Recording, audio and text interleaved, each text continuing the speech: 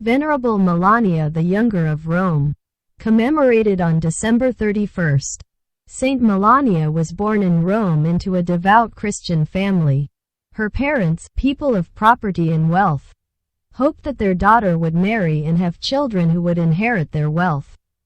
At 14 years of age, Melania was married to the illustrious youth Apinianus.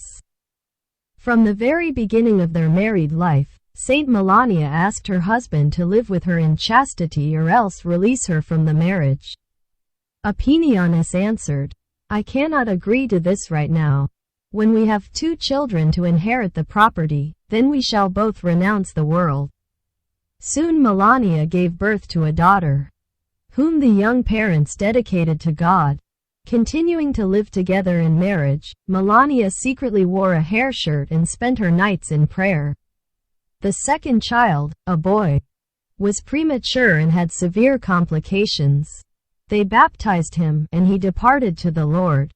Seeing the suffering of his wife, Apinianus asked the Lord to preserve Saint Melania's life, and he vowed to spend the rest of their life together in chastity. Recovering, Saint Melania stopped wearing her beautiful clothing and jewelry. Soon their daughter also died. The parents of Saint Melania did not support the young couple's desire to devote themselves to God. It was only when Saint Melania's father became deathly ill that he asked their forgiveness and permitted them to follow their chosen path, asking them to pray for him. The saints then left the city of Rome and began a new life completely dedicated to the service of God.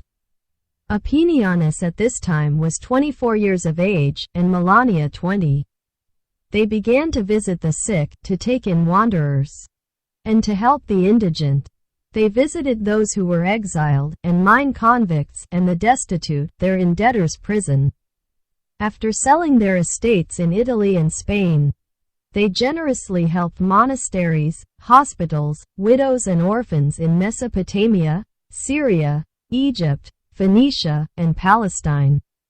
Many churches and hospitals were built with their assistance.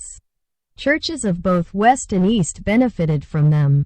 Leaving their native land, they set sail for Africa, and a strong storm arose while they were at sea. The sailors said that this was because of the wrath of God, but Saint Melania said that it was not God's will that they should go directly to their destination. The waves carried the ship to an island on which barbarians had landed. The besiegers demanded a ransom from the inhabitants, or else they threatened to lay waste the city. The saints supplied the necessary ransom, and thus saved the city and its people from destruction. Resuming their voyage, they landed in Africa and helped all the needy there. With the blessing of the local bishops, they made offerings to churches and monasteries. During this time Saint Melania continued to humble her flesh by strict fasting, and she fortified her soul by constantly reading the Word of God, making copies of the sacred books and distributing them to those who lacked them. She sewed a hair shirt for herself, put it on, and continued to wear it. The saints spent 7 years in Carthage, and then decided to visit Jerusalem. At Alexandria, they were welcomed by the bishop, Saint Cyril, and they met in church with the holy elder Nestorius, who was possessed of the gift of prophecy and healing. The elder turned to them and told them to have courage and patience in expectation of the glory of heaven. At Jerusalem, the saints distributed their remaining gold to the destitute and then spent their days in poverty and prayer.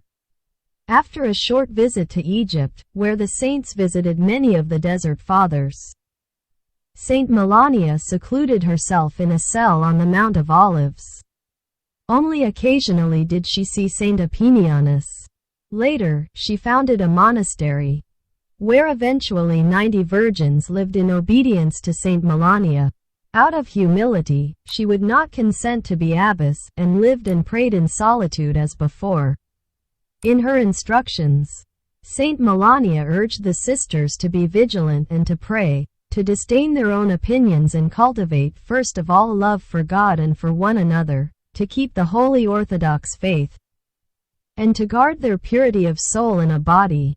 In particular, she exhorted them to be obedient to the will of God.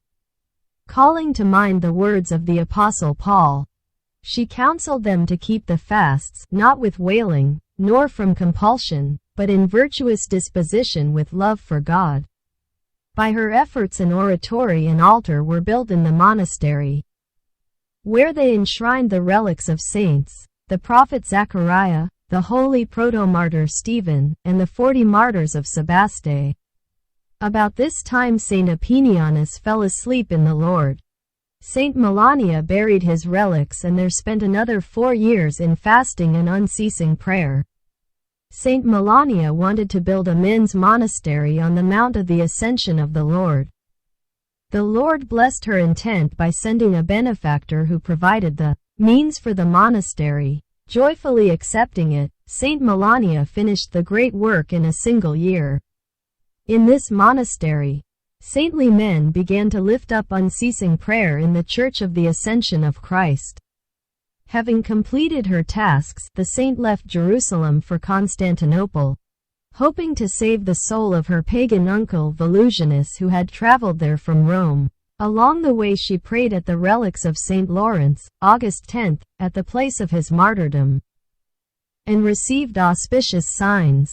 Arriving in Constantinople, the saint found her uncle had fallen ill. Her demeanor and her inspired discourses had a profound influence on the sick man. He gave up pagan impiety and died a Christian.